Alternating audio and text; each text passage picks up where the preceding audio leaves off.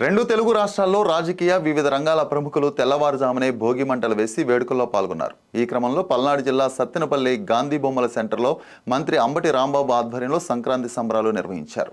ఈ వేడుకల్లో స్థానిక కౌన్సిలర్లు, పలువురు నాయకులు పాల్గొన్నారు. ఈ సందర్భంగా మంత్రి అంబటి సంబరాల రాంబాబు, అంబటి రాంబాబు అనే ప్రత్యేక పాటకు స్టెప్పులు వేసి పలువురిని అలరించారు.